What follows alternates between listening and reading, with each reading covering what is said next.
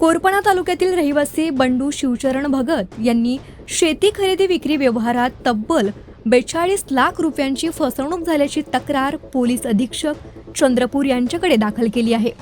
या प्रकरणात सचित शांताराम देरकर, सुनील शांताराम देरकर आणि अनिल शांताराम देरकर यांच्या विरोधात फौजदारी गुन्हा दाखल करण्याची मागणी करण्यात आली आहे।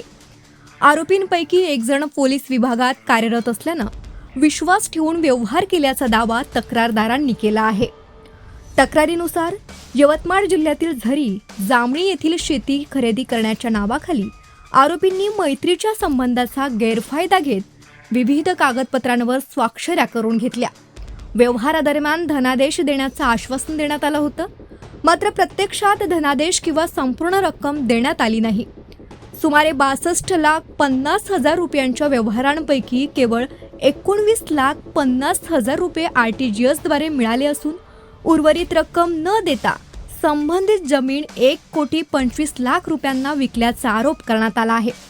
पैसे मागण्यासाठी गेल्यानंतर जातीवाचक शिवीगाळ व जीवे मारण्याच्या धमक्या दिल्याचाही आरोप तक्रारीत करण्यात आला आहे।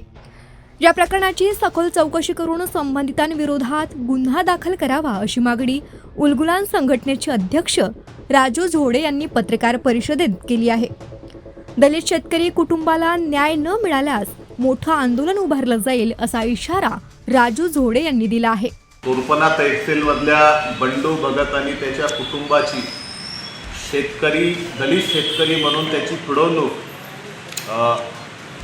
3 देरकर परिवारातल्या 3 लोकांनी केले। त्यापैकी अनिल देरकर हे पोलीस अधिकारी आहेत। बंडू भगत आणि त्याच्या कुटुंबाशी प्रेमाचे नाते, जवळकीचे नाते दाखवून 12 एकर शेती त्यांनी रजिस्ट्री करून घेतली आणि त्यापैकी 19,50,000 दिले। उर्वरित 42,50,000 रुपये त्यांनी चेकच्या माध्यमातून देतो अशी ग्वाही दिली। रजिस्ट्रीमध्ये ते नमूद केलं, परंतु या भगतला अजूनपर्यंत ते 42,50,000 दिले नाही। आणि त्या दरम्यान बंडू भगत आणि त्याचे कुटुंब API अनिल देरकर याच्याकडे वारंवार पैशाची मागणी करत असताना तुमच्याशी जे होते तुम्ही करा, मी पैसे देणार नाही, तुमची लायकी नाही असे म्हणून त्याला हाकलण्यात आलं, बंडू भगतला आणि त्याच्या कुटुंबातल्या लोकांना।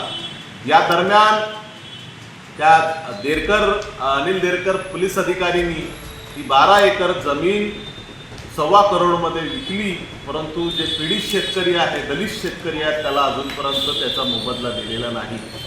म्हणून आम्ही या उलगुलान संघटनेच्या माध्यमातून आवाहन करतो, अनिल देरकर तुम्ही जेवढ्या लवकरात लवकर बंडू भगतचे पैसे देणार तेवढं बरं राहणार, अन्यथा तुम्ही ज्या पोलीस स्टेशनला असणार त्या पोलीस स्टेशनच्या समोर येऊन आम्ही तुमच्या विरोधात आंदोलन करणार।